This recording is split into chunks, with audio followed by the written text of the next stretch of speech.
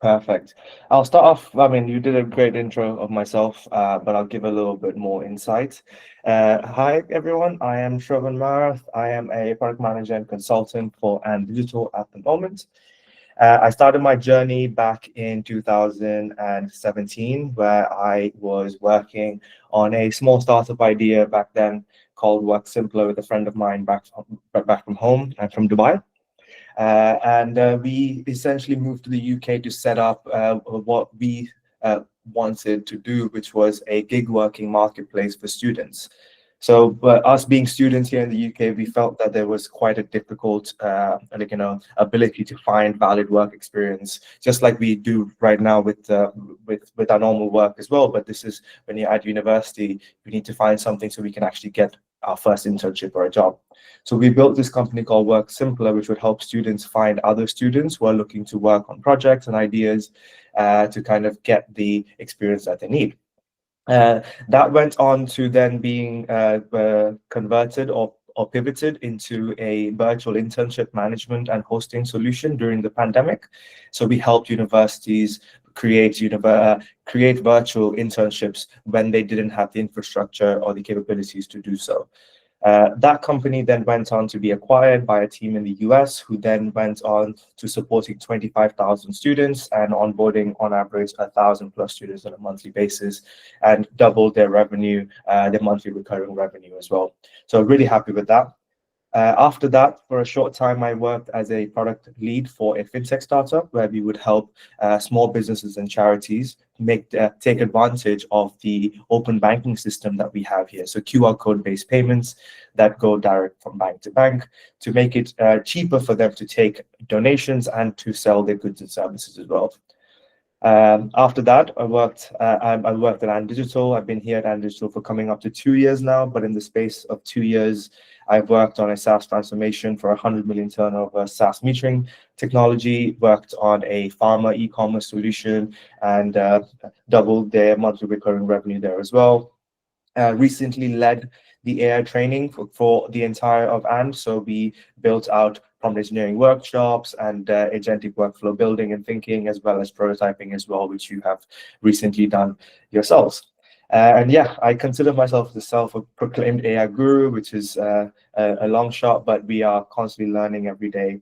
And so the agenda for today is at the start of this year, I kind of put a challenge upon myself to essentially learn and understand what's happening in this AI space, because I didn't have that structured learning or ability within the company.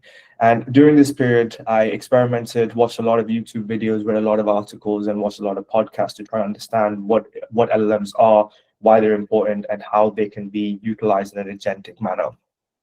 So yeah, agents are very hot right now, and it's in everybody's playbooks, and people are trying to scramble to try and identify where and how they can apply agents. But I want to kind of like take you back to the very start and of my journey and showcase what I have learned in the hopes that you might be able to understand the core functionalities and capabilities of the LLMs and the technologies of today to then apply that as an agentic solution for yourselves.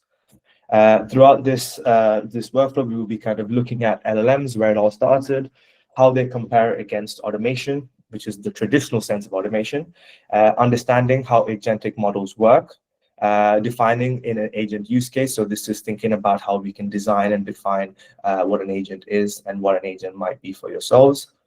Then we'll go into building your own agent, so using a tool like NA10, which is my preferred solution. I heard a lot of people who use it here as well. And then just some additional information about what agents are and how you might take this back to your organization and think about reducing manual entry time or speeding up a particular process, or having automation done through an agentic manner to simplify and speed up potential opportunities for revenue as well. Throughout this process, you can ask questions to the chat or just raise your hand, and I'm happy to stop. I want this to be as engaging as possible. And considering that we don't have as many people as I thought, we could potentially spend some of the time in the practical working on a problem that you might have actually faced in your business or your day-to-day. So we can try and work through what an agentic solution might look like for you as well, if you're open to share. Does that sound good for everyone? Yes, I believe. Yeah, sounds good. All right, so let's get started. So I want to just kind of like take us all back to LLMs, essentially large language models, and where it all started and what they are. I like appreciate if some, if not all of you, have already got an understanding of this, but I just thought let me just put this in here. It usually helps people who kind of like haven't thought about how LLMs came to be, to kind of like and why they actually work the way they do within agents. So large language models is essentially a type of artificial intelligence. It's trained to understand and generate humans' language. So from our points and perspective, it's really just a good guesser. So if you take a sentence like Luke, I am your dash, what an LLM does is it breaks it down into tokens and it predicts what the next potential token would be. So in this scenario, if any of you have watched Star Wars, you know it's going to be father. So what the LLM does, it checks out all the probabilities and takes the word or the token that has the highest probability, and puts that next. This all happens in a matter of split seconds because of technology and how fast it's moved over the past 3 years. But ultimately, you have to realize that large language models are trained on almost all content that we have today, which make them really good guessers who can predict what comes next in most cases. But it's not able to kind of do this for your particular domain experience or your sector unless you essentially have built the context for it beforehand or have given it a specific data set to then go ahead and query against.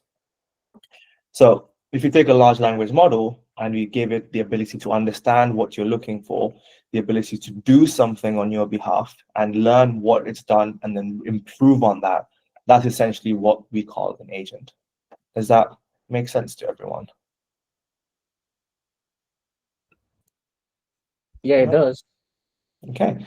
If anyone has any questions, etc., you can go ahead. Uh, Um, Hi, Shrevan. I was thinking, is it possible to have your camera on because we're yeah, recording? yeah, sure. Sorry, I Oh, didn't. Yeah, there you go. all Yeah, right. there you go. Yes, thank you. Yeah, so if anyone has any questions, like, just drop them in and we can talk through any doubts or ideas or thoughts you might have. All right, so sorry, press the wrong screen. There you go. So let's look at what automations is and what agents are. So, like, in today's day and age, like, especially earlier this year, we were seeing a lot of simple automations. And the kind of question that we asked is that, is this actually agentic AI? Like, what makes a simple automation different from agentic AI? So automation usually involves some technology to execute tasks automatically. So this reduces the need for continuous manual input. So usually how this goes is that we as product managers, and a product team would essentially say, okay, when we have an input, we then do A and B and C in this order to then produce an output. We'll have a few if-else statements, like if this happens, do this, else do that.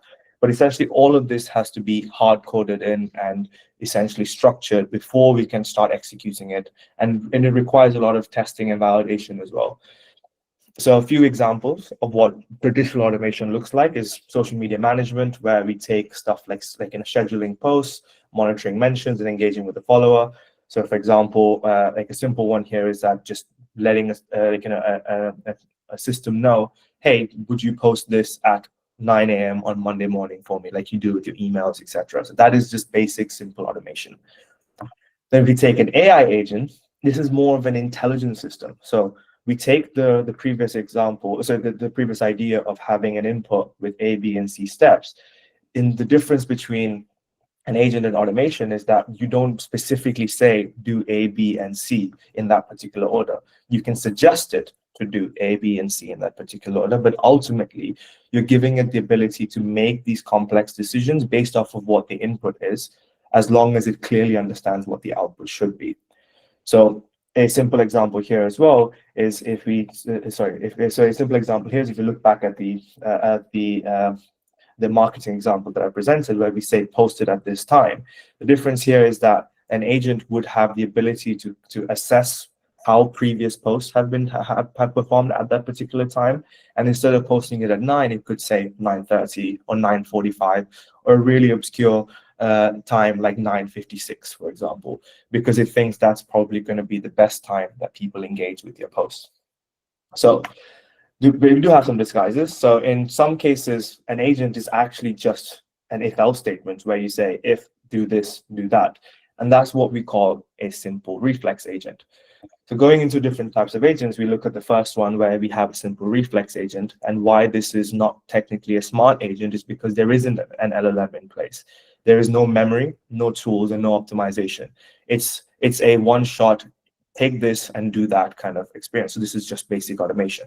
And we can still do this within the agentic systems. It's just how we essentially configure that to happen within the orchestration or the flow that we have. Second, we have what we call a model agent. So this is where we apply a LLM into this particular process that we have, where we give it the LLM, we give it some memory, and the ability to recall and remember things, and we give it some tools to essentially go off and execute or do tasks on your behalf. But there is an optimization here because it's not going to go back and improve on what is done before, because a model agent is usually used for one shot. And I have an example towards the end I can go through as well. And then what we have is a goal or utility agent.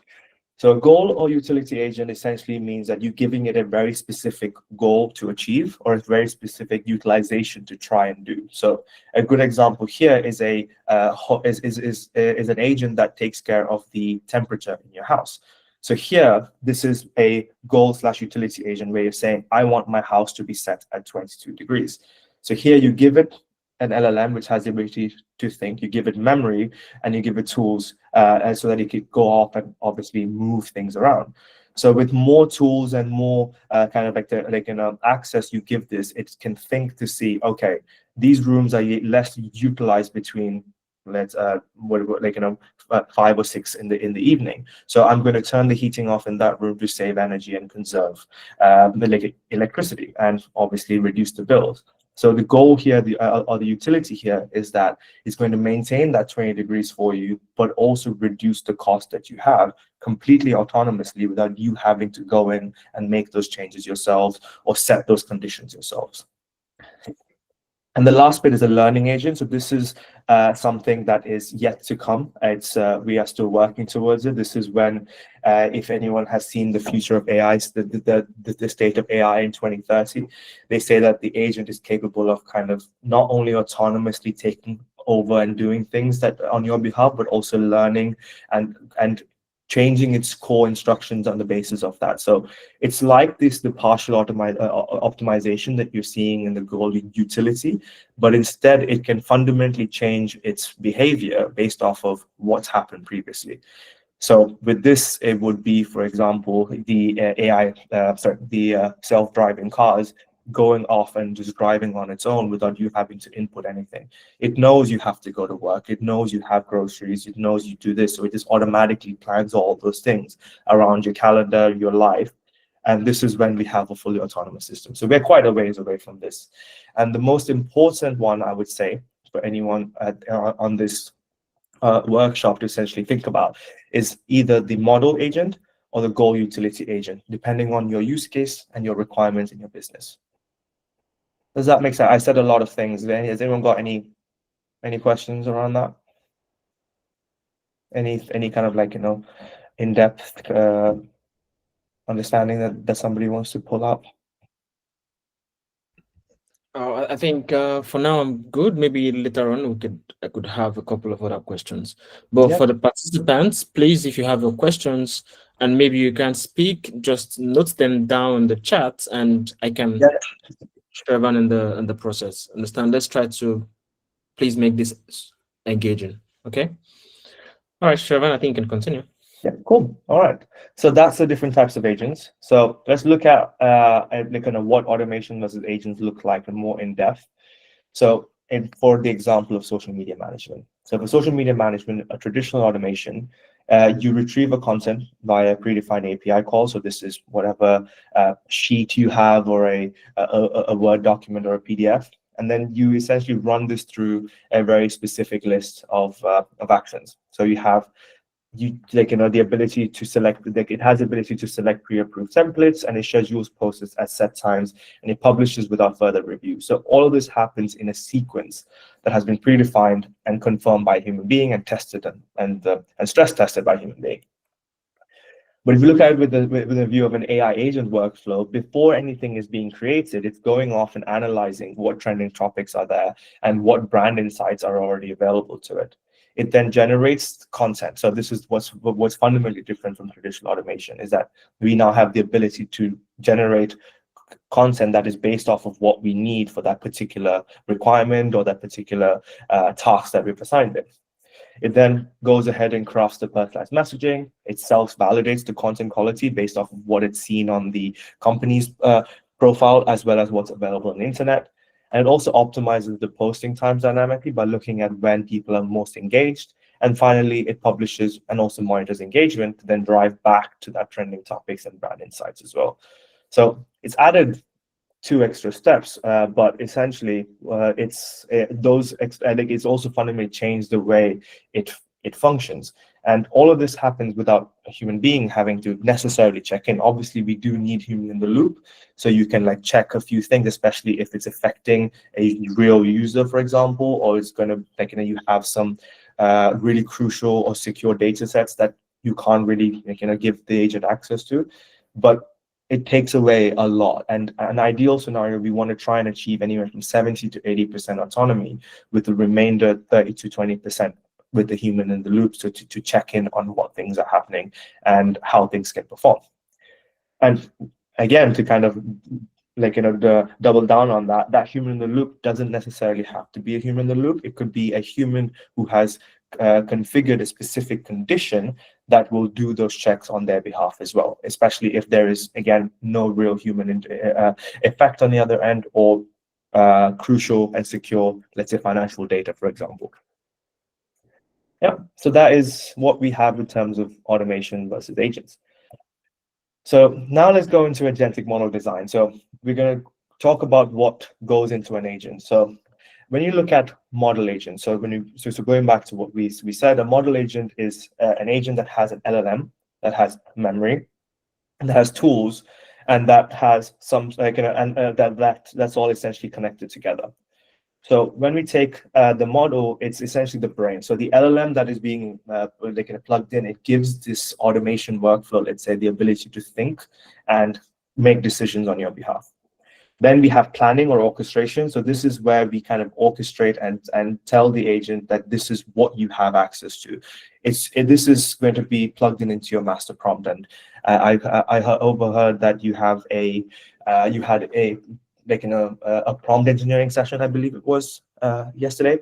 So you need to think about what exactly you need the agent to do. So the tasks, the context, the requirements, the tools it has access to, and the way the memory is essentially stored. And then obviously you have the tools, which are things that the agent can do. So this could be API calls into existing systems. It could be access to your Google Drive. It could be access to the internet. So these are just tools that gives the agent the ability to execute on your behalf or utilize to make your requirement a lot more effective. And then finally, it has memory. So this is memory that it stores within its chat or its context window to help make the conversation a little bit more effective. So, for example, if you're using an agent as a chatbot for your business, so this could be a chatbot for sales or for customer support, you need to give it access to memory so it knows what it said before, and that they can actually effectively help the user with their request by recalling what has been said previously and what the users actually asked for it. Without memory, it just forgets what is done and repeats itself constantly over and over again. So let's start at the top. What does the model do? So the model can be thought of the brain, like I said. It could be any LLM that you have access to. It could be Claude, Gemini, GPT, anything. And this is the start of the process. So this is essentially what decides, what kind of configures or sets out the plan for the agent to perform. So, and this is where the master prompt goes as well. So the master prompt, the system prompt, is where you is given to the actual LLM that is plugged into the agent. And when we go into NA10, and those who have used NA10, you know exactly what that means visually. And in the master prompt, you need to specifically let the agent know that, hey, these are the abilities you have. These are my goals and preference. Any prior knowledge that you wanted to have, like your brand guidelines, your requirements, your negotiables in here, and also the environment is actually operating it, within. Like, is it actually part of a bigger system, or is it just on its own? Giving it all of these four particular things in the master prompt ensures that the agent has the ability to execute effectively and also meet your requirements without you having to constantly go back or like jump in and change the response, which makes it no less than traditional automation. So next, we give it some skills. So now that we have the model plugged in, we now need to give it some additional skills or tools. So these tools can be things like an LLM, another LLM to do an additional thing. So for example, it could be for writing content, for going out and doing some research. This essentially reduces the stress on the core agent and allows it to kind of hand off tasks to other people, just like we do at our jobs, really. The other tool could be like a simple tool, like a calculator, so to do like in a math calculations, etc. Instead of you using your tokens and spending money on doing this via your model, it could be Claude, etc. You're giving it an actual tool like a calculator to go ahead and get this stuff done. And then finally, you could also use APIs. So this could be into Slack. So if you are generating weekly updates for your team, you could give it access to Slack to actually put the message out, but also give it access to your Jira, for example, or your Trello, so you can review what has been done over the past week as well. So this makes the agent a little bit more effective and useful for you and reduces the amount of work you essentially have to do in creating that weekly updates that are being sent out. It could be anything. It could even be an email API to your Google, your Gmail, to send this out on your behalf. And finally, we have memory. So this is so we have a few different types of memory, but for the purposes of this workshop, we're going to be talking about particularly short-term memory. And this is crucial for agents to understand what's happened before, what information to load in the context window from the access to has to the tools or the databases, etc., or the APIs, and how it can affect the future workflows as well. But we also have a few additional types of memory, which is long-term memory, summary memory, and entity memory. Long-term memory could be a database or a vector DB that we store information into. Then we can give it access to a RAG database as well, which is retrieval augmented generation, where we say, hey, for anything that you do, you go to this particular database and pull information from there, and that gets loaded into the summary memory or the short-term memory to then run as well. So memory is quite crucial, and we need to ensure that whoever is working on this agent thinks about what we want to store in this local memory and how we want it to use it. So in NA10, when we go through, we can see that we have ability to kind of configure what the memory looks like. And essentially, we just have to define and think about this. And we'll get to the building and so the kind of design for it in a bit. But yeah. Again, a lot of stuff. How are people thinking about it? Does anyone want to just kind of talk about what they've taken from it?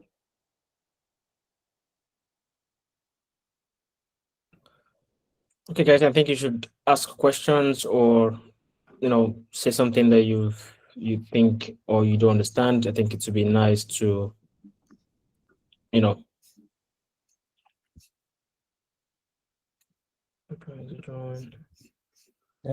I mean, we can start picking up people. Yeah, I'm still I think it's because it's still Saturday morning. People are still trying to boot. It's okay. That's good. Okay. All right. Yeah. Still following. Okay. Perfect. Cool. Yeah. I mean, we're gonna get to a point where people have to start talking, so we can kind of have the workshop together as well. So yeah. Let's go into defining the agent use case. So let's start slow so they can. We have a few questions that we need to think about, like what do you want this thing to do? Like at the end of the day, there needs to be a goal or an objective or a requirement that is clearly set out. What types of input do you want it to accept? Like, do you want it to accept PDFs or just a chat message, or do you want to ingest a JSON structure, or do you want it to have what do we actually want this to input to look like, and what do you want it to accept? What do you want it to output? Like, is this going to be posted someplace? Is it going to be an email? Is it going to be just a chat message? Is it going to be another JSON structure that goes into another system? Like, what do you want it to output? And then where do you want it to work? Is it, like I said before, is it part of a bigger system? Is it independent of itself? Does it need to think about or be aware of what the other systems are doing simultaneously? And how do you want to interact with it? Like, is it going to be a standalone system? Is it going to be just working in the background as a cron, or like, you know, like an automated structure and as part of a bigger system? So there's a few different things that we need to think about. And usually there's going to be a lot of questions, and we have to think about all these questions before we start out, so that we can actually effectively work on building and designing this agent. And a great framework for me to do this is a jobs to be done framework, which as a product manager, I think all of us are really familiar with this. We're thinking about what the customer or the use case actually is here. So, for example, in in the case of an agent, we think about a particular, like, taking over a particular manual task, let's say, for example, and there is a user or a person who does that task on a day-to-day basis. So here we want to map out what the main jobs are, what the functional aspects are, and what the emotional aspects are for this, and then apply the jobs to be done framework a lot more effectively. Initially, what we should be doing is thinking about what the main jobs are, what its functional aspects are. So, for example, if this is going back to my my example that I mentioned before about posting weekly updates to your team, etc., the main jobs here are making sure that the updates are created. It should be sent out onto it should take in all the information before, sent out into a particular place, and we essentially map that out. And so we know exactly what we needed to do. And the second part of it is we think about the emotional aspects. So this then starts to think about, like, what is the structure? Are there brand guidelines here? Like, do we want to add emojis? Do you want it to essentially know about particular people that it should be connected to, etc.? And this kind of gives us a larger structure on how we can think about what an agent does and what the automation using that agent will essentially look like in terms of an impact for your business or use case. Okay, so that kind of covers the theory aspect of it, and now we're going to jump into kind of like what we would be doing to build your own agent. And before I jump in, I want to kind of like ask to the group, like, who have worked on agents. I heard a few people had worked with N8N before.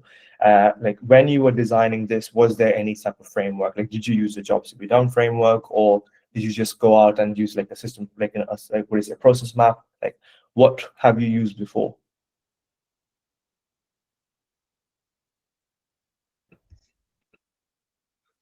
Okay, are we allowed to speak now or type in the chat? Yeah, speak, no problem. Okay, yeah, so I wanted to create a early dropout prediction system. And so the first thing I had to do was to define like the logic. So instead of just jumping into Lovable to prototype, I had to say, okay, what am I using for my front end? What is the back end going to look like? What is the logic? What database am I going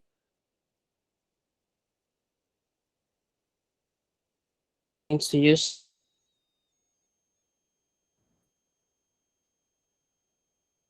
But I started with designing the logic, and before I went ahead to display in the front end. So basically, that's like the process that I used. Yeah.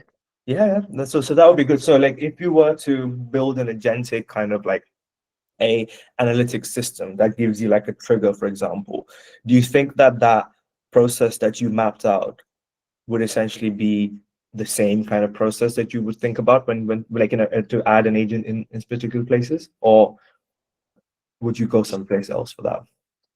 Yeah, I think depending on the whatever it is I'm trying to build, the context might change of how to go about it. Yeah. Yeah. Okay. Sounds good. Thank you for that. Thank you. No problem. Anyone else want to share anything that they've done before? I did recall people have said they've used N8N. So has anyone used N8N to kind of like because for the design process? I think for me, I've only used it once, and the one time I used it for creating, trying to automate a learning management flow for some nursing students. So Okay. the way I did it was, when the students sign up, it takes in their details, it goes to a database, verifies what kind of learning parts would they be needing. So Mm-hmm. in this case, we also had like uh, an AI tutor involved in this loophole, because the tutor kind of like goes through the student's profile, goes Mm-hmm. through the dates they need to prepare for the exams and the thing, and then based on that timeline, it provides or sends the students more like a learning part. Okay, that's very Yeah. cool. Yeah, Yeah, that's so cool. it was a bit of a challenge. I made so many errors, and Yeah. this was far back as 2023. Oh, that's very good. So you were using NHN's like I did NHN have an AI agent tool back then, or was it just pure? No. It was just the automation flow as at then. Okay, So the yeah. automation flow. Mhm. Yeah. So like there, so you had the jobs to be done, like Yes. it's essentially. So you thought about what a student essentially needs and what the steps are to kind of Yeah. achieve that, and Yes. then you map that out visually, and then you Yeah. kind of implemented it. So that's kind of like what I wanted to kind of share more examples about, is like how do we take a requirement or like an end result and then take steps back and start building it out. And if you were to do it today, I'm like, it would be so much more easier as A well. lot. A Yeah, lot. A lot. using yeah. So okay, so like these are all the different tools that exist today that you can use to build agents. So like, we have like making what is it, model agents using workflows. We have NA10, Make, Zapier, kind of the same thing, just different costs and capabilities. We have using agents to build. So the Google Firebase Studio, V0, Cursor, Lovable, these are all using agents to build on your behalf. So there's the devs behind the team have spent loads of time building these agents to kind of like function the way we needed to do based off of your input. So all of these, the information that have been provided to you so far, essentially is what drives the value that you're getting out of tools such as Lovable, Cursor, Replit, etc. And they get so complicated, but from your perspective it's not complicated. It's actually simplifying things. You are saying build me a website that can track my calories, and or an application that can track my calories, and it just goes ahead and does it because of the agent that sits in between you and the final result. Then we have building agents yourself. So these are more complicated agents. You have like Copilot Studio, Agent Space. So if you and your team want to build a complicated agent, so as mentioned, what I said before in regards to the AI tutor, you would need to go ahead and manually build out what an agent is. A model agent wouldn't essentially work in this scenario because it's more of a simplifying, like in a step-by-step approach. It is capable of doing it. It's great for proof of concepts, and I would say, just like you use Cursor, Lovable, and V0 for building prototypes of websites, you should be looking at model agents and tools like NA10, Make, Zapier to building prototypes of proof of concept for agents. And that's kind of where the differentiation lies. So you can build an agent inside of Lovable, but it's more of a front-end solution. So you're building a prototype, you're building something people can interact with. But when you think about building an agent that does a particular task or changes something in a database, etc., you won't really utilize tools such as V0 or Lovable. You would need something like NA10, Make, and Zapier, which have always been the way businesses automate their internal processes. Yeah, cool. So I'm going to quickly go through a example that I made ages ago. This is no longer live because Claude has this as a core tool now. But at the initial, this is one of the tools that I made, the agents that I made, which is a personal assistant calendar management agent. It became a lot more complicated than this in the end, but I decided that it wasn't really worth spending an additional amount on credits when Claude essentially released all of these tools. But what I wanted to do was just to prove that I understood what agents are and how I can build them. So I built a Telegram bot that essentially has access to my Google Calendar, my Gmail, some sheets, my contacts list, etc. So I could and the internet. as well. So I could basically have conversations with it and say, hey, I want you to book a meeting for me with so-and-so person. And it would go ahead and send out the emails, read the emails that are coming back and find the right time, all without me having to not even think about it. This was earlier this year, around March, when I was like, oh, this sounds really cool and interesting.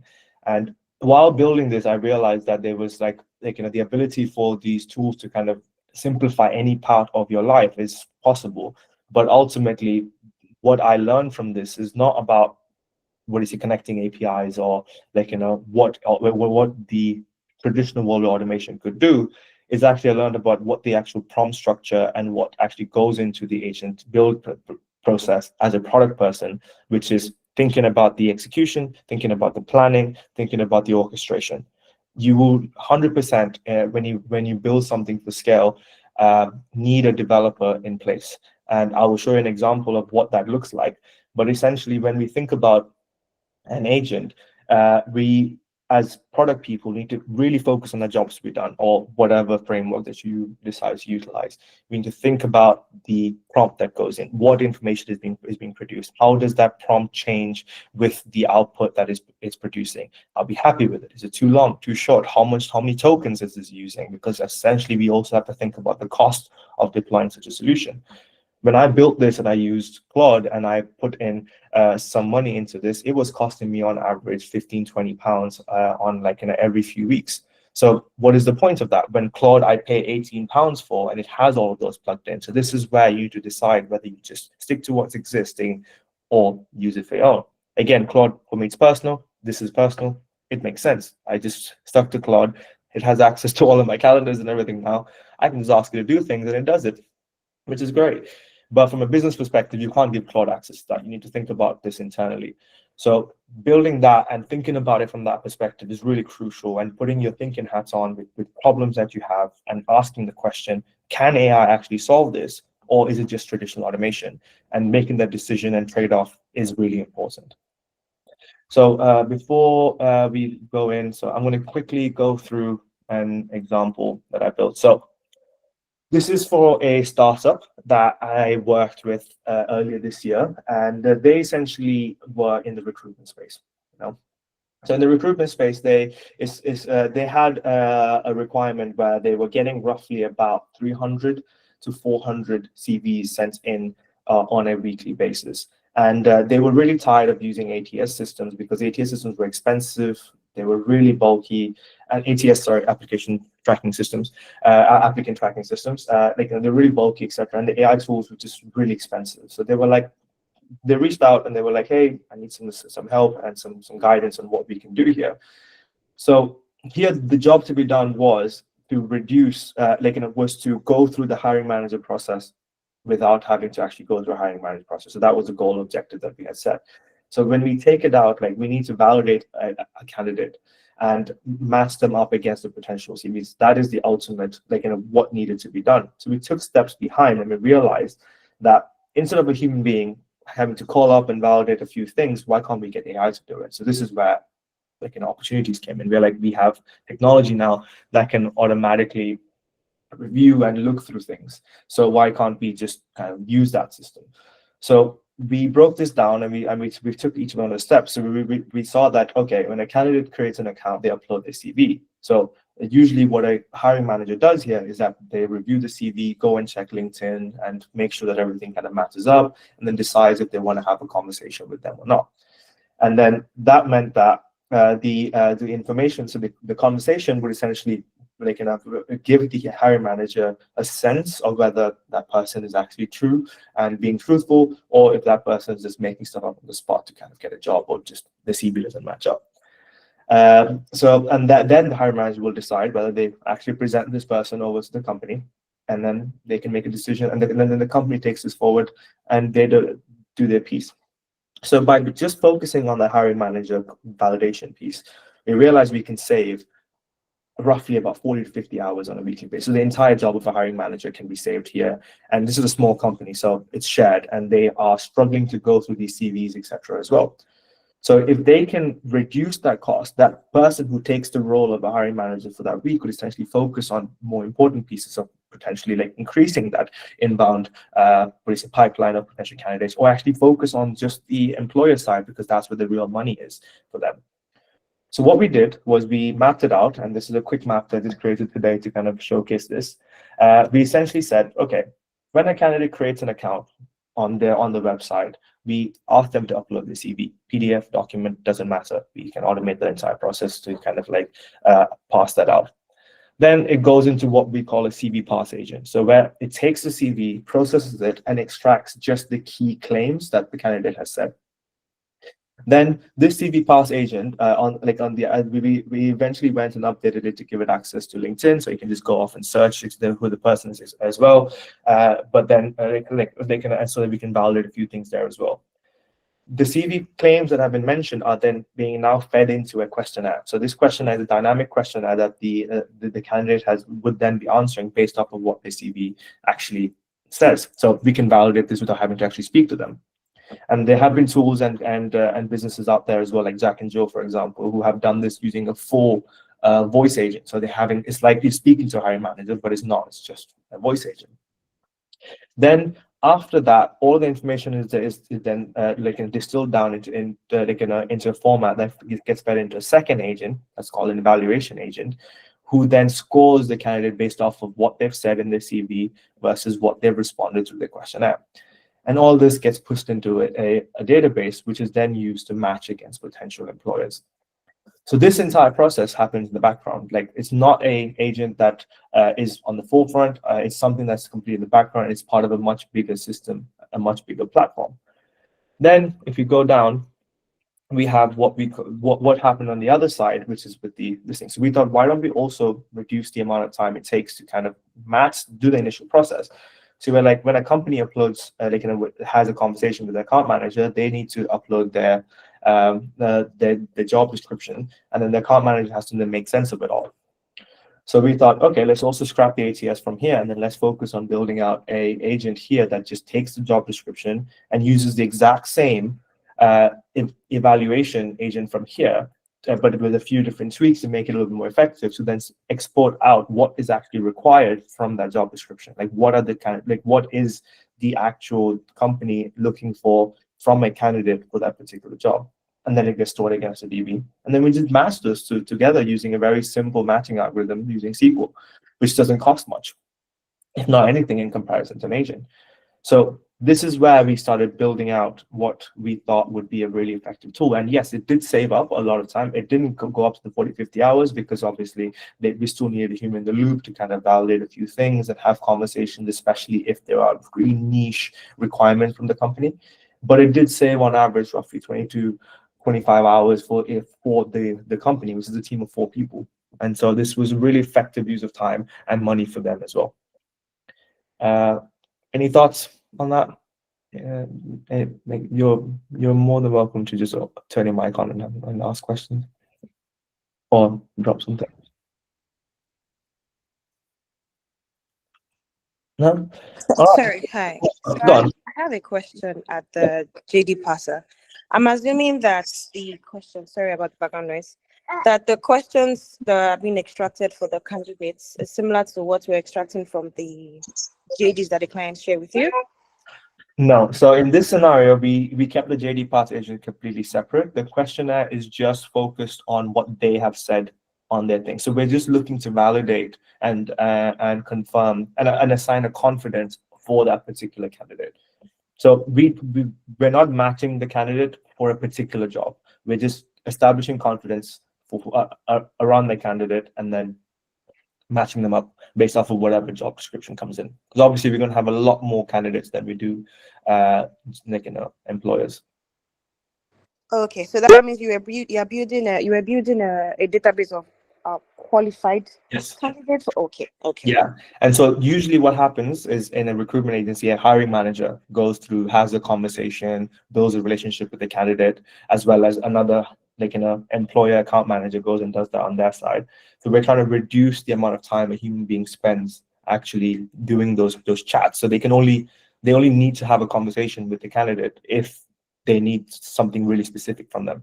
So, and that becomes a much easier process when you already have a confidence factor based off of what they can do, etc. Thank you. Understood. Yeah. Cool. Any other questions? I can show you guys what it looks like from a really simple way. So I'll show you what the JD Pass one looks like. So I've created an evaluation one here. So here, do I have a job description? So let me actually do one thing. So yeah, I'm gonna find a job and then pop it in there. So okay, let's look for. I see. In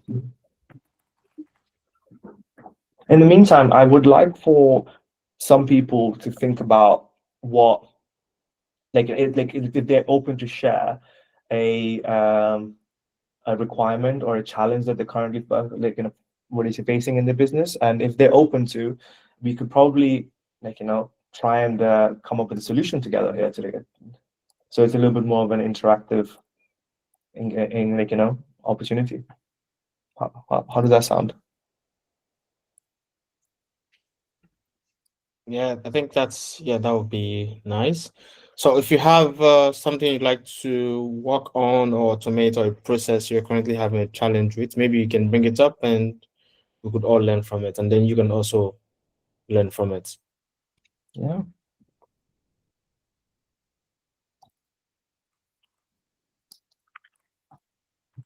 Anyone willing to have a think? Yeah.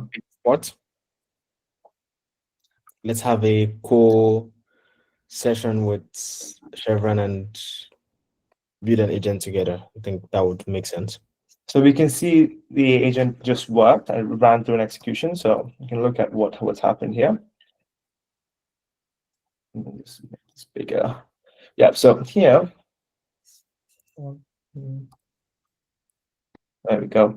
So I just ran the execution. So I had submitted this random job I found on the internet, which is simulation software engineer, and just put it through this form submission. So we can see that here I created a test opportunity here, so we can enter in this job. This is very similar to what you would normally see in an online form anyways.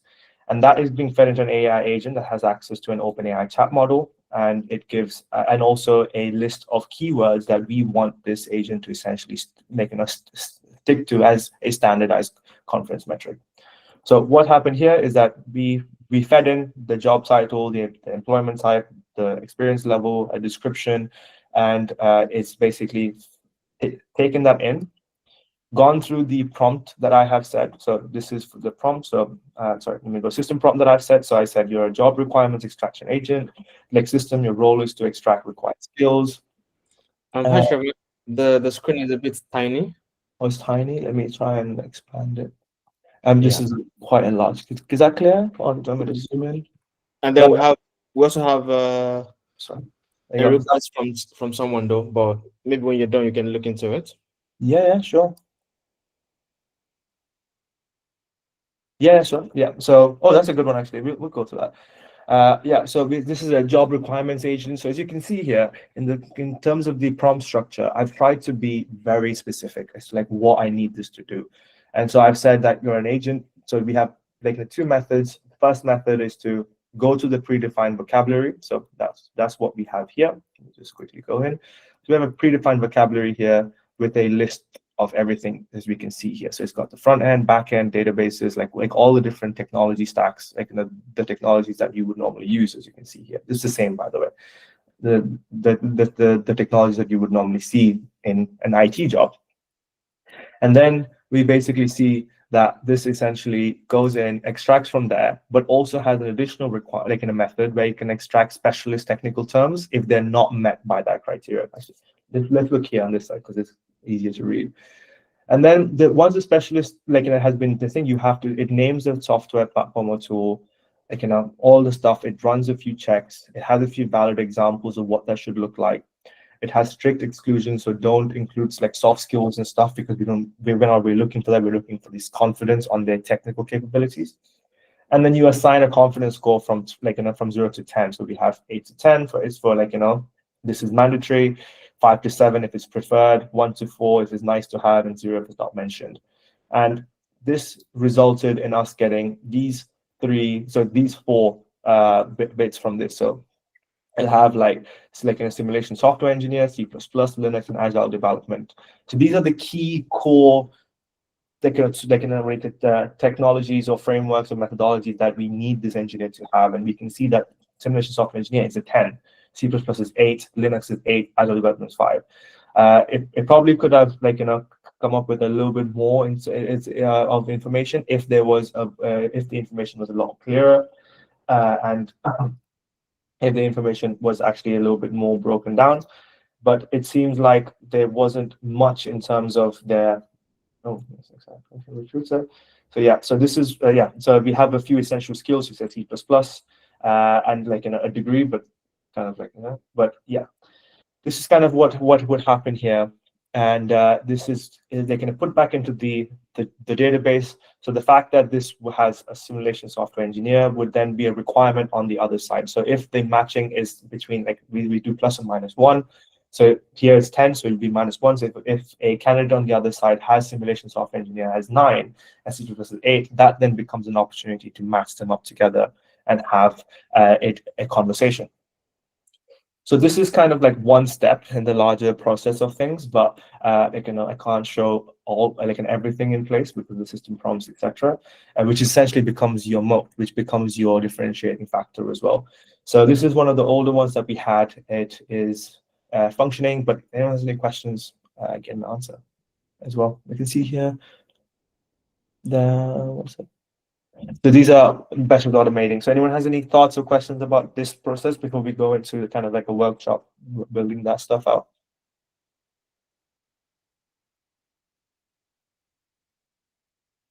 All right.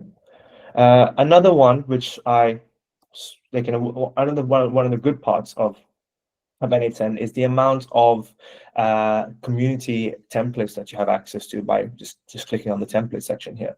And all of these act as a really good starter for 10 if you are looking for a very generic kind of requirement. So for example here, do people know what RAG is? I did mention earlier, but if you don't, I can quickly walk through that as well. Give me a thumbs up if you do, thumbs down if you don't. Okay. One thumbs down. Okay. So RAG means retrieval augmented generation. So what RAG is so what RAG does is it has a database of information that is loaded by us.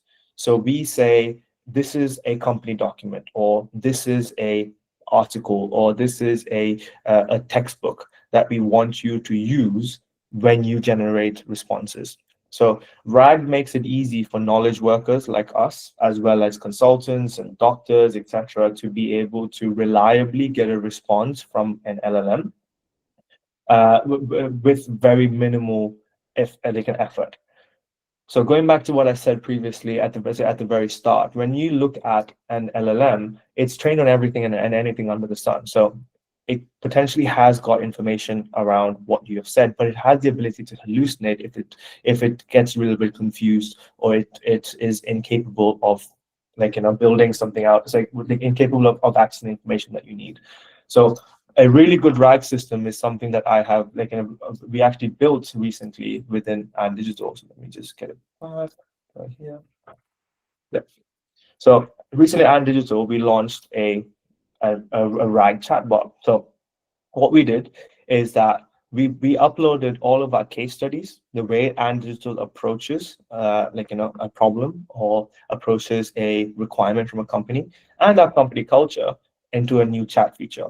So if this was Claude or ChatGPT, it wouldn't necessarily know about Digital. You could ask it questions like, why is the sky blue? And ChatGPT would give an answer. But with this, it shouldn't give you an answer. I hope it works. This is where the demo gods are not gonna come up with anything for me now.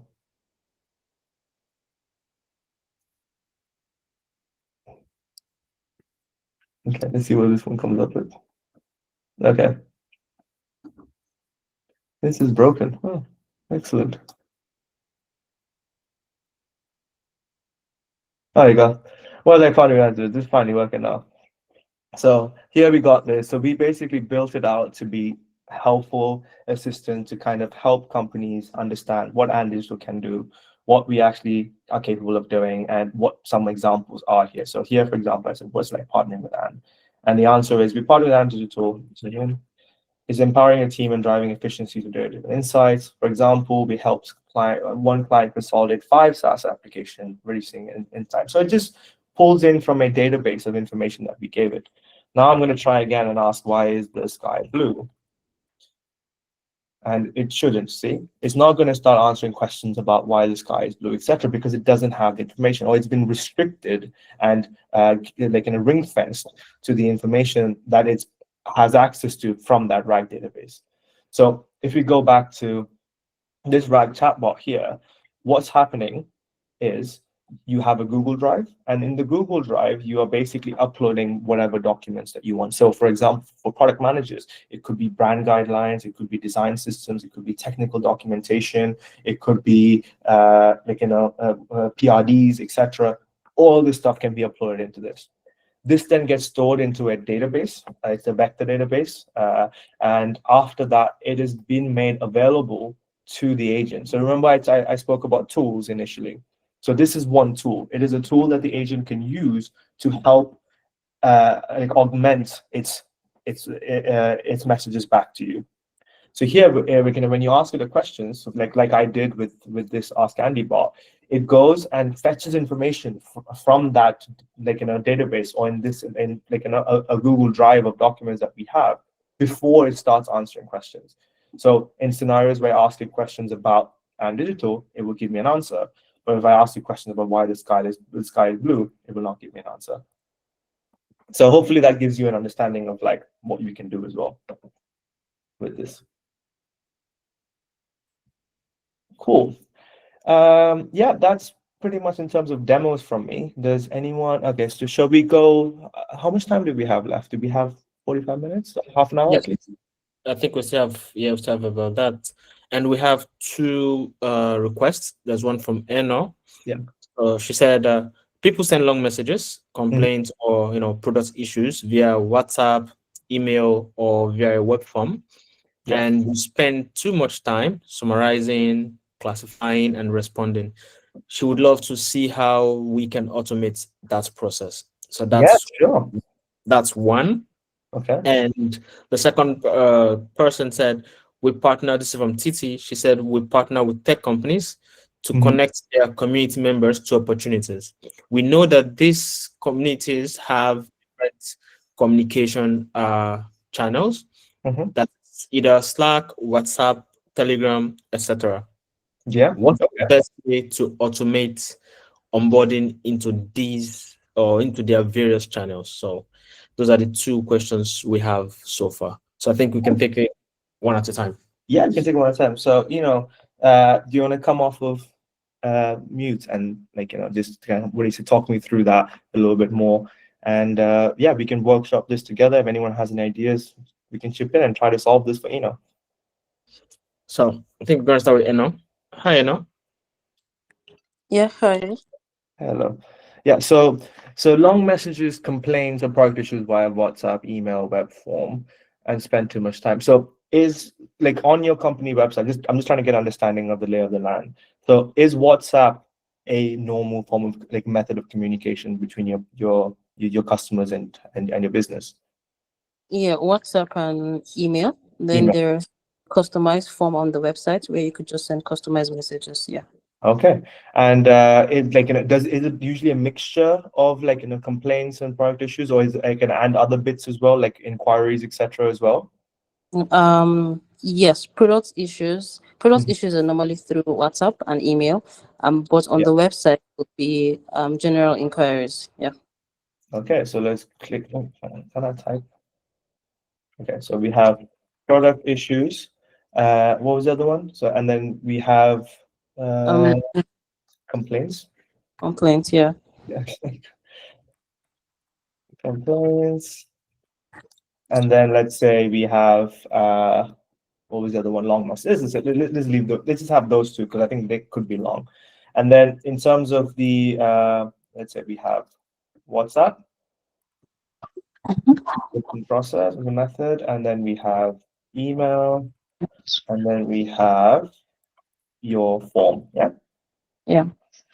So we have these. So we have these two coming in through this, and essentially, you wanna. The goal here, the objective here, is that you want to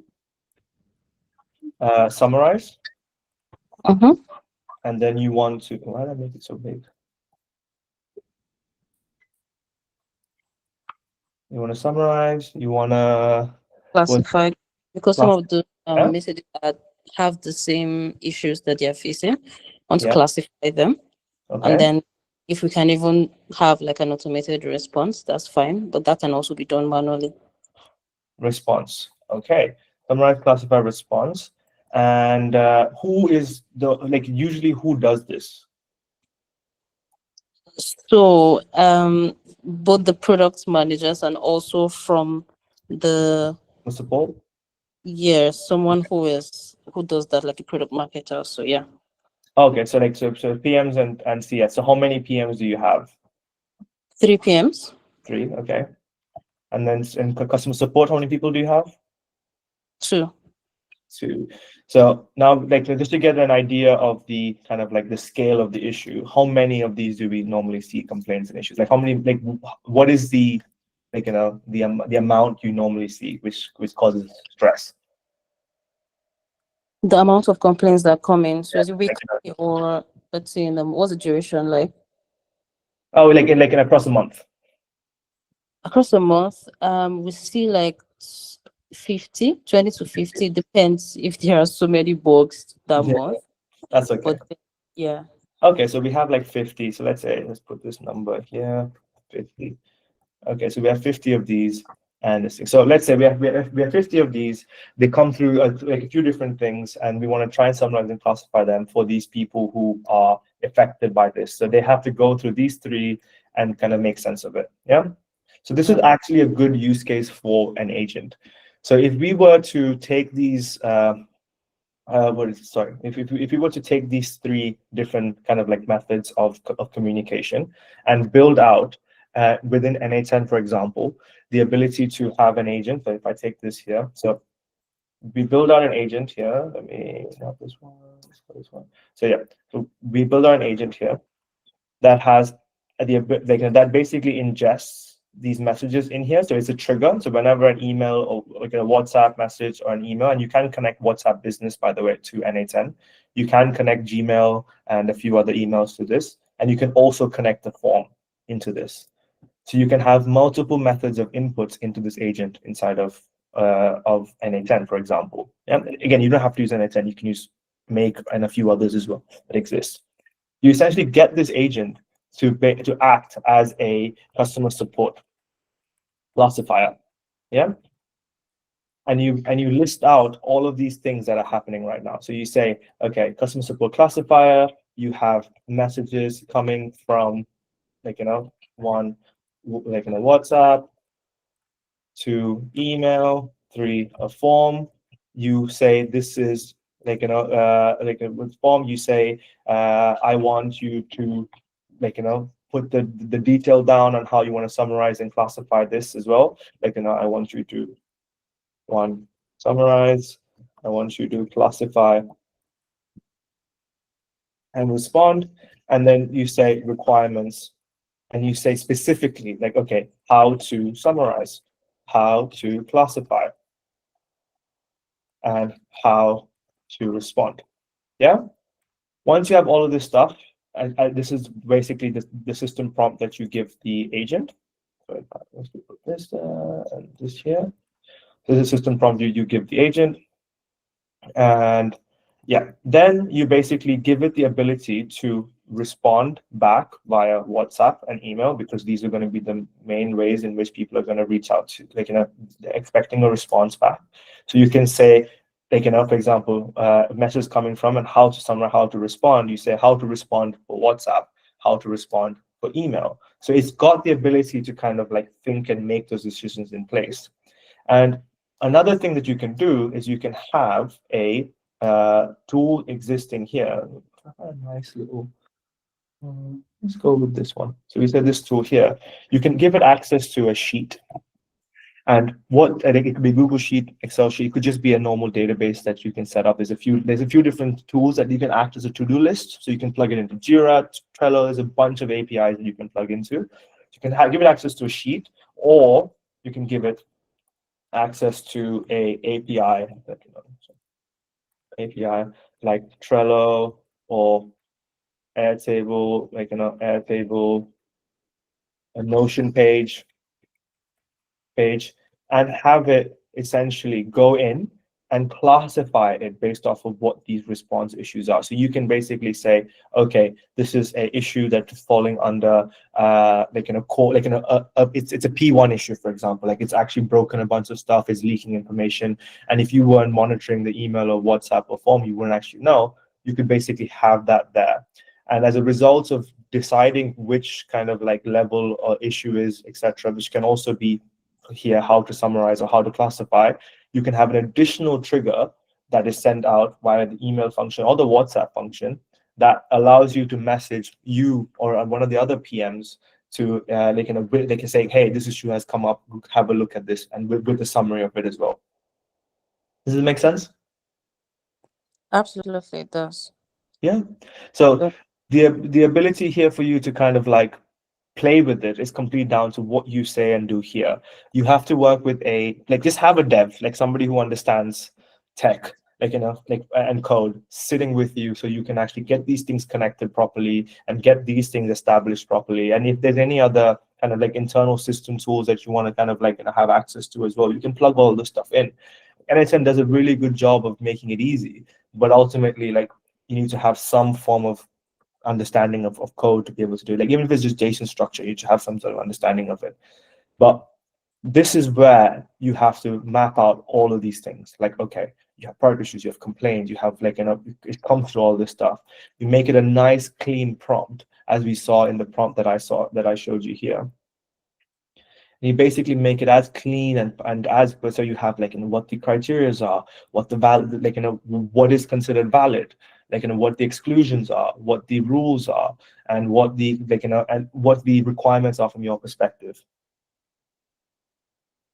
Okay. On the part where you had the from the agent, you can connect to a sheet. Well, I understand that. The part connecting your API, the Trello, Airtable, or Notion. So I haven't tried connecting an agent to Trello. I don't know if that works on local, or it has to be on the anything cloud, just to be sure. Oh yes, so you can. So there are ways you can connect stuff to from NHN local as well, but this is where you need to get somebody technical involved. If it was in the cloud, you can just click on the tool and you can just let me see what exists here. So there you go. So you have Trello, you can create, and it's very simple. But I'm not I like to stick to the cloud because I don't really have a technical person supporting me all the time. So this makes it easy. I can take advantage of the AI tools as well here, and then start building things as well. Okay, that makes sense. Thank you. Hopefully that kind of answers the question. You can feel free to take a screenshot of this. Yes, I'm doing that right away. Thank you very much. No problem. TT, do you want to come off of mute and talk through? Okay. I'm trying to figure out the simplest way to describe this. All right. So when we have our onboarding calls with these communities, we always have another call to have a manual integration into their communication channel. Right now, we are currently integrating into their Slack, communities that have Slack channels. But I was wondering, since we're planning to expand to other communication channels like WhatsApp, Telegram, Discord, and a couple of other ones, and Revo, some other ones. Yeah. Is it possible for us, for context, we create platforms, community platforms on our end, on our internal portal? Is there a way that when we're creating these communities on our portal, we have, we consider their communication channels, and in the emails we send out, they just copy a link and integration into their community communication channels. Ignore my you're right, is automated rather than the continuous calls we have with these admins. If you want to automate it in, so just to kind of like, there's a lot of technical stuff here. So Yeah. in terms of your, so it's like, so the main thing is that you want to automate the ability for your portal and your, so the customers accessing your portal to have the integration within their chosen method of communication. Is that correct? Yes, that's correct. Okay. So integration. So the key thing here is integration. So Yes. like the integration part of it might be possible, but it will be a much more detailed and extensive agent that you will spend a lot of time building. You probably have to think about MCPs if you have heard of that. There's some model context protocols, so basically building that up so you can give the agent the ability to kind of execute and run these integrations on your end. But if it's a simple decision matrix, you probably don't even need a complicated agent to do a decision matrix. So as in terms of a simple decision matrix, you can go back to kind of this very simple agent here, where you give it access to a document or a sheet, a sheet of how things should be, so like in terms of the integration, etc. there, and just get that done. But is that what you're looking for? Is that decision matrix, or are you looking more to kind of automate the integration side of it? It should be the integration side because the decision is already made before we next call, right? We spend time with the admins trying to explain how you can integrate your Slack, for example, right? We're trying to eliminate that such that once we've created your dashboard for you, all you need to do is just click a button and it's connects to whatever communication channel you have shared with us initially. Yeah. But isn't there a requirement for the actual person to set up the API keys, for example, and establish the connections and stuff? Yes, there is. Yeah. So that's where the difficulty lies. So herein, I would say that an agent isn't really required for you. If you have got dev capability in your team, you could essentially build out an onboarding process like you see in tools, like you see in most websites where you want to link in to an additional external party, where it's a step-by-step modal process, which gives them instructions on what to do and how to do it, so that you're not having to have a conversation with them. It's just a simple onboarding flow for them to follow through after they've completed the first step.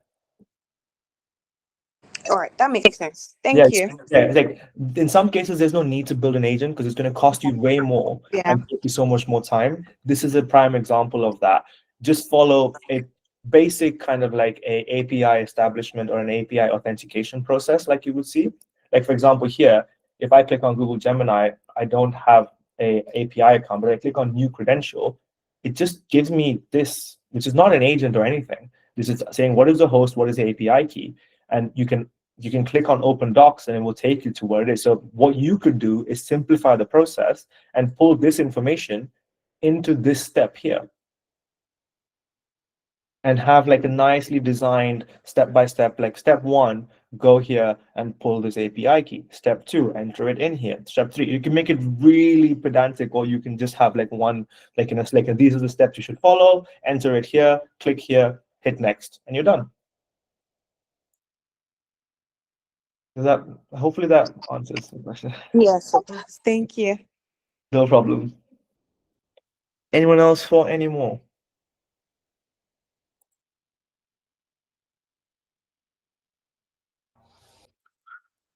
So far that's just the 2 we have so far. Please, if you have any other processes you'd like to either automate or create an agent for, I think it's really nice for you to share it, and then we can, leverage what we have at the moment and you can experience it done. So, but while we wait for that to come, I think Shrevan, you can continue. Yeah, okay. I totally have a couple more slides anyways. Let me just, yep, there we go. So this is just a quote from this thing. So from Satya Nadella, CEO of Microsoft. So AI agents will become the primary way we interact with computers in the future. They'll be able to understand our needs and preferences and proactively help us task with decision making. This is going back to that learning agent that I spoke about, where it essentially brings stuff to you and takes care of tons of stuff without you having to actually do much.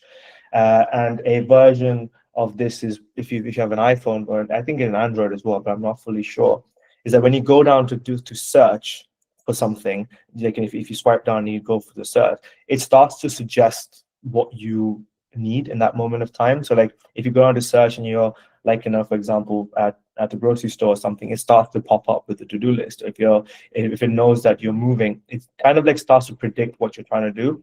And those predictive analysis is becoming smarter and smarter as the day we go. And that's kind of what we will see with learning agents. And each person probably will have an agent, like a personal assistant to take care of things. And it will be pretty cool, but let's see where they actually get with it.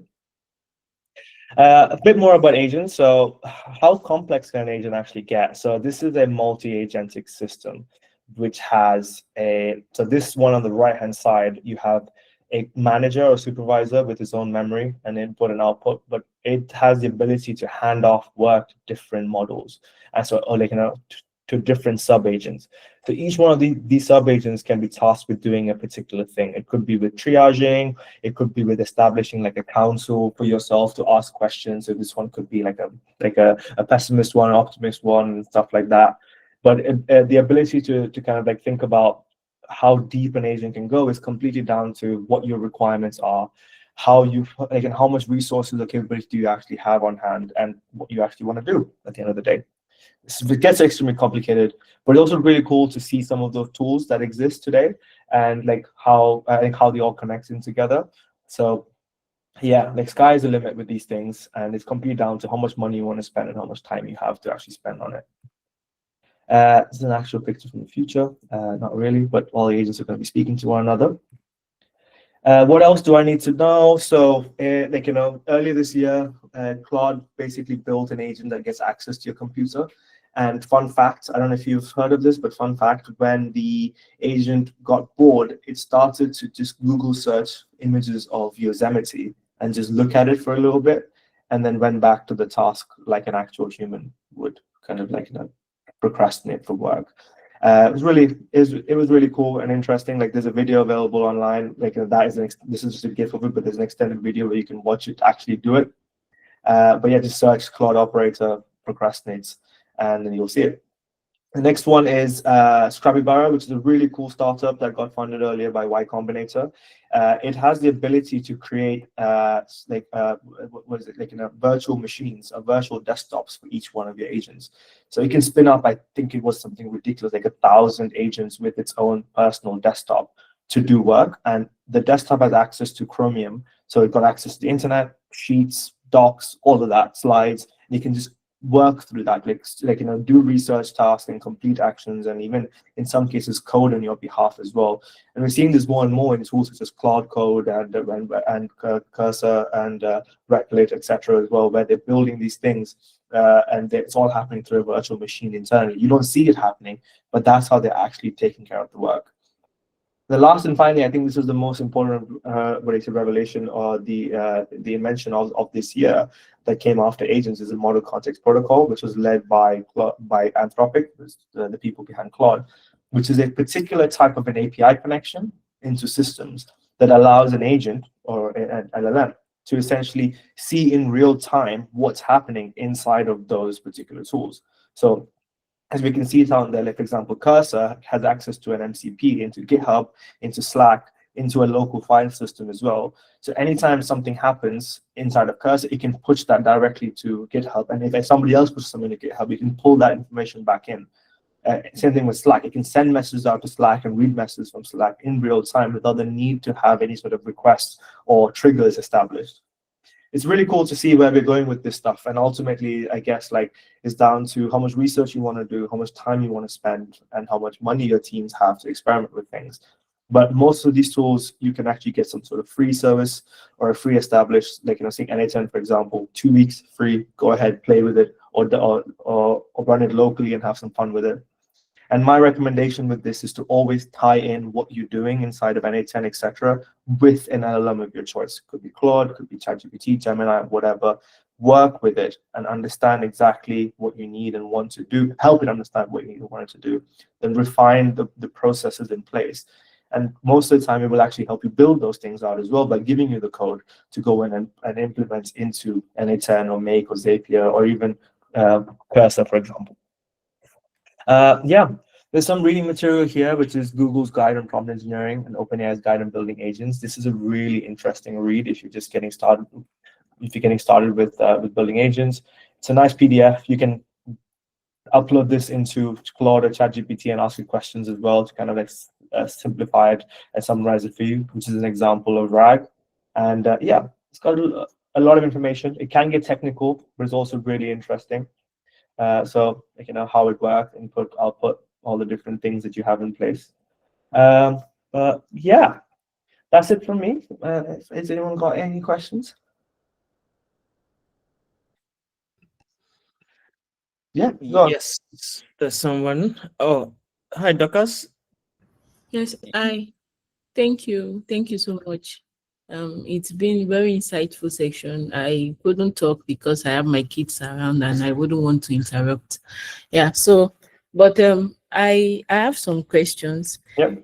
I want to be clear if because lately my husband is a software engineer, like a blockchain developer and all. He has been over with this AI, so everyone in the house needs to just get infused with it. Yeah. So as a product manager, one thing I started using AI for generating PLDs, spec documents, yeah, and it's been really exciting. Yeah, but for the agent, so I did something for a particular product that we are building. That's a career assessment platform, not just about validating job seekers.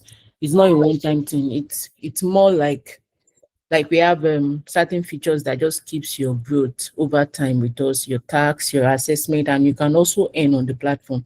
But majorly, one thing that we integrated into it in the AI part, I want to know if it's just me relating with AI or that tool is an agent. Like I want to know the difference. So what it does for us is then you just input your skill, your career, and it generates assessment for us.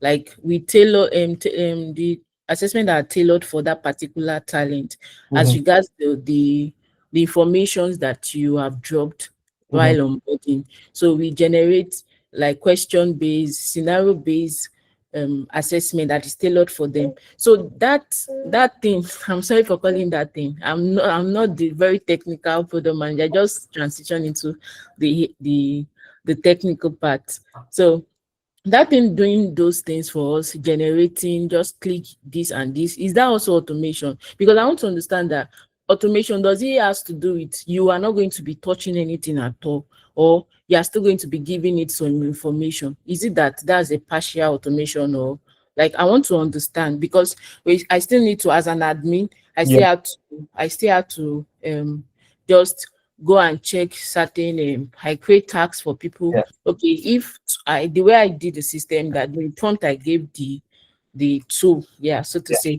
So if it's not, if any talent doesn't jump on that task for like 2 weeks, then I ask it to automatically it won't create any other tasks. But if we have quite a number of people, talents that has already jumped on the tasks, that has created it from templates, then it generates another task even without me going there.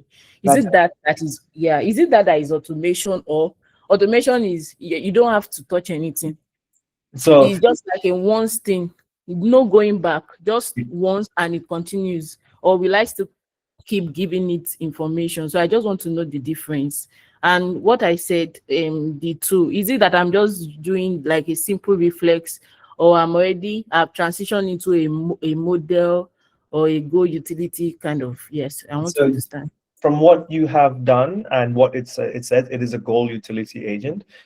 So the difference between automation and an agent is only one thing: is there an AI involved? That's it. So since you have an AI involved and you are generating content and you are looking back at what the user has done, it's clear. So you have an LLM here. It's got memory of what the user has done, so it knows if you have completed the task or not.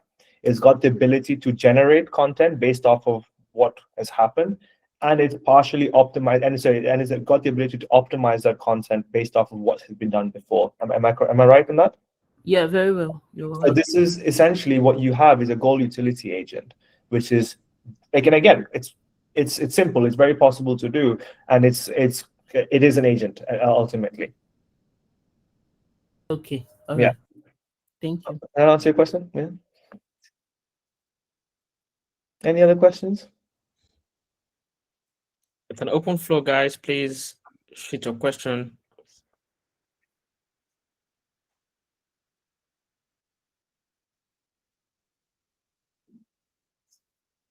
Hi, thank you so much. My name is Prince. Just a quick one here. You talked about a particular book we could read about different agents and how it works from ChatGPT and all. That particular one exactly. How can we get the slide? I have pasted it in the chat. There you go. Yeah, I see. Thank you very much. I'll share the other one as well. Let me just paste this in the chat. There we go. There you go. All right. So you have both of the PDFs. Yeah. Thank you very much. No problem. Okay. I think I have one question. Yeah. And thanks so much, by the way. I think this was really an insightful session. AI product management is still pretty much new. I don't know, but from my perspective, I think it's pretty much new because we've transitioned from traditional PM to technical PM, and now we're hearing AI product management. How would you advise, people who are just getting into that field, especially because you're looking at, transitioning from what you normally used to do as a PM? What makes you different? How would you differentiate yourself, especially in this new field? Yeah.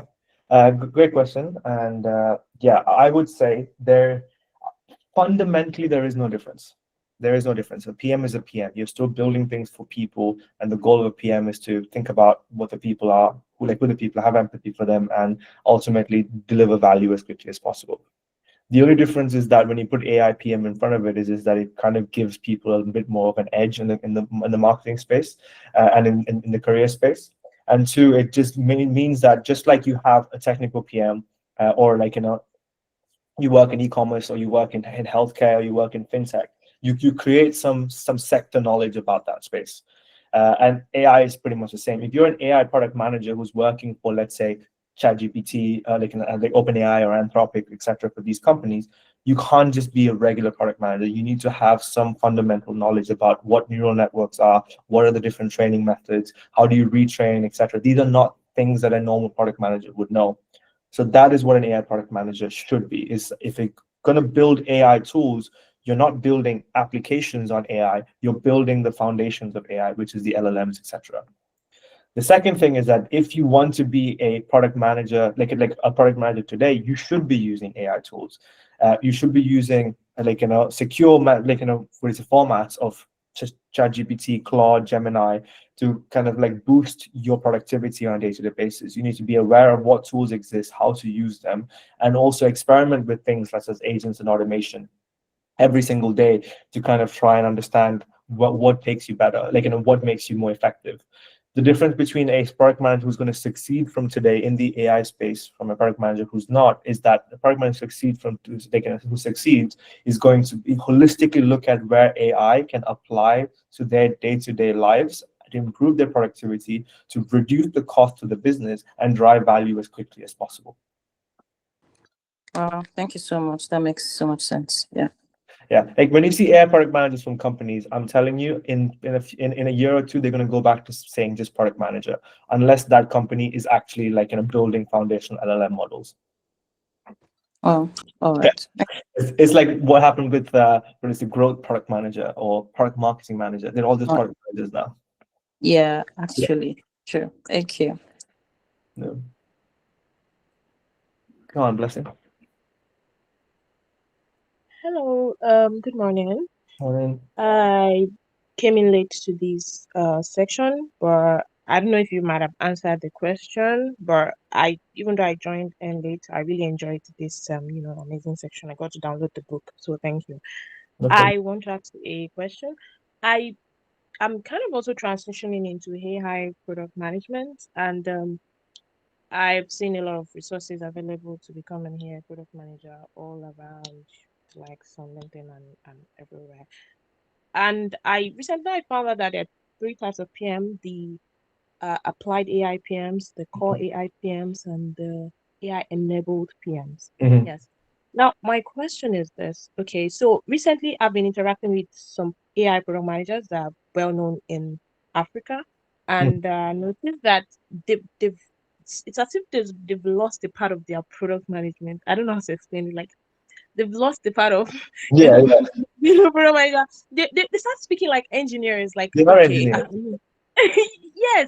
yes. I met a fractional CEO recently, and she was a product manager, but the way she was speaking was more like an engineer. And I once had a clarity section with a friend that's also a top PM, and she was telling me to venture into like software engineering aspect. I'm asking now, if I venture fully into becoming an AI product manager, won't that make me lose my touch as a product manager? We are no longer dealing that much with people. We're dealing with machines now. We're dealing with agents now. And I learned something from Martin Kager's book in The Inspired. He mentioned that a VP of a product and a product manager are completely different.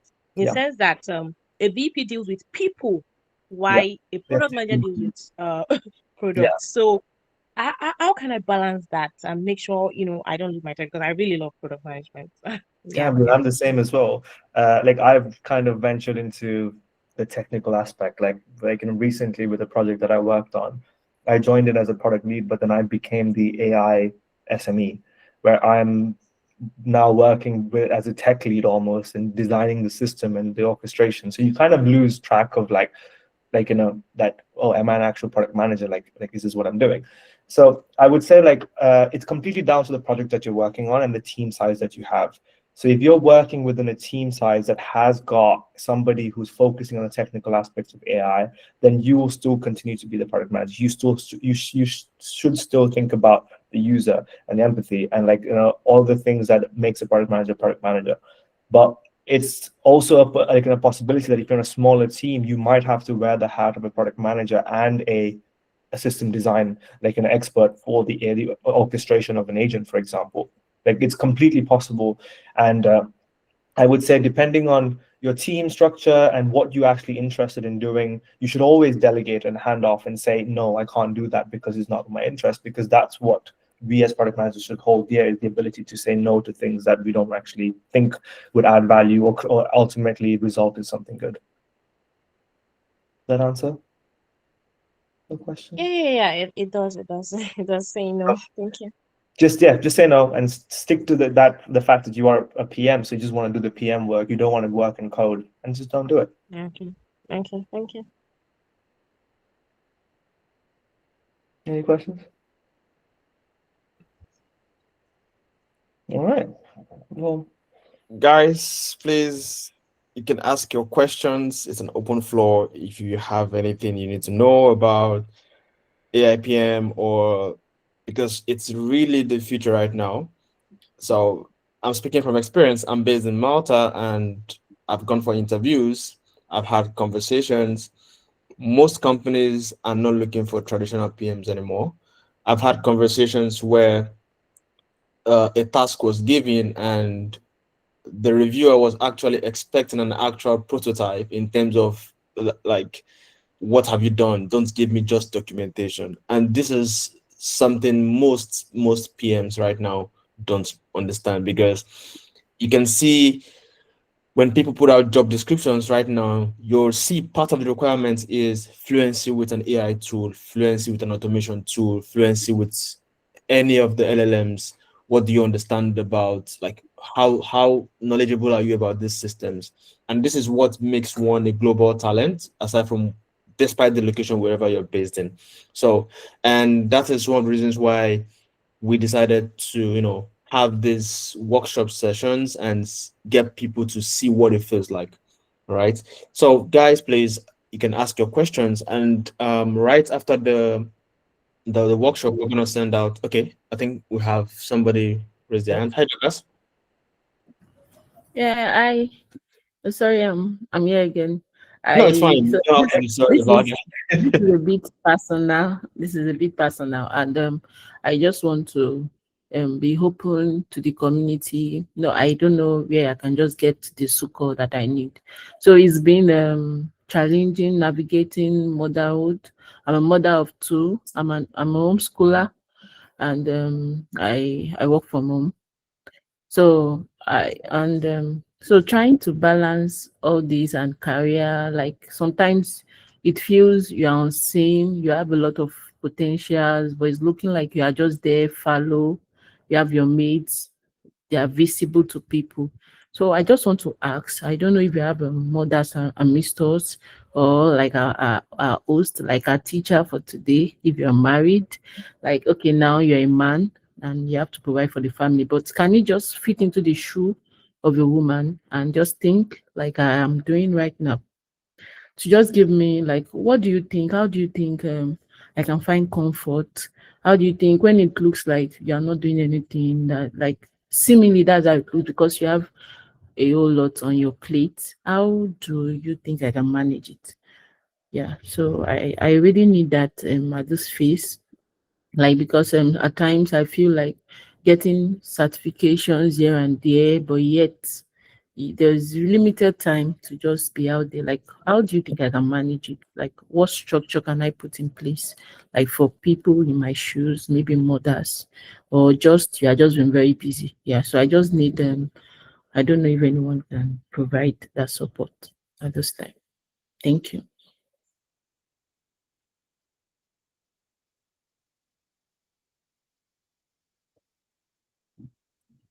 Okay.